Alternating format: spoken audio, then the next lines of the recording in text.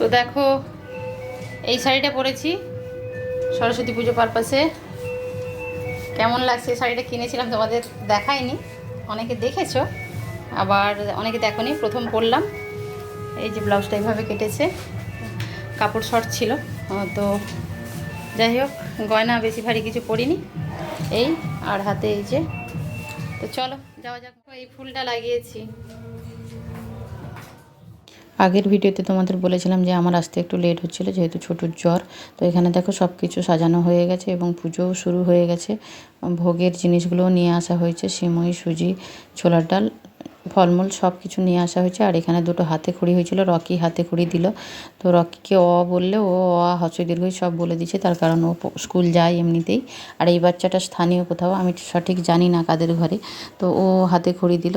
ওই দুজনের আজকে হাতে খড়ি হয়েছে। আর দেখো পুচকুগুলো সব লেহেঙ্গা পরে আছে, আজকে লেহেঙ্গা পরেছে। আর একজন শাড়ি পরেছিল, সে মনে হয় ওই দিকে দাঁড়িয়ে আছে, আমি দেখতে পাচ্ছি না এই মুহূর্তে, আগে দেখেছি তাই বললাম।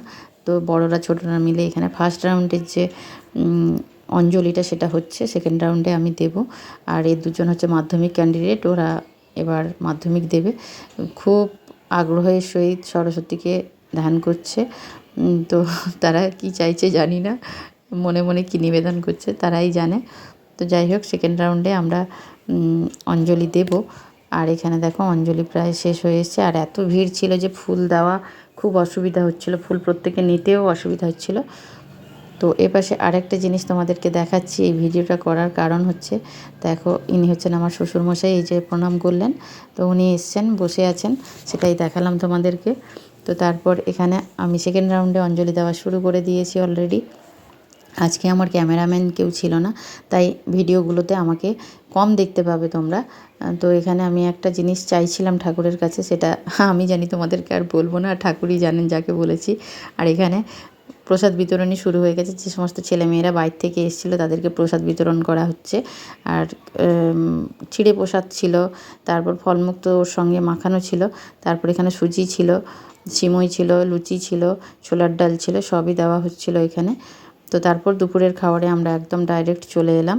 তো 3টের দিকে আমরা খেয়েছি আলু ভাজা, বাঁধাকপি, পোস্ত, ডাল, চাটনি, বোঁদে, পাঁপড় এইসব ছিল। আর রকি এখানে জল খেতে খেতে পুরো ক্লান্ত, ভাত খাচ্ছে, জল খাচ্ছে, ওই করে করে পেট পুরো ভরিয়ে ফেলেছে।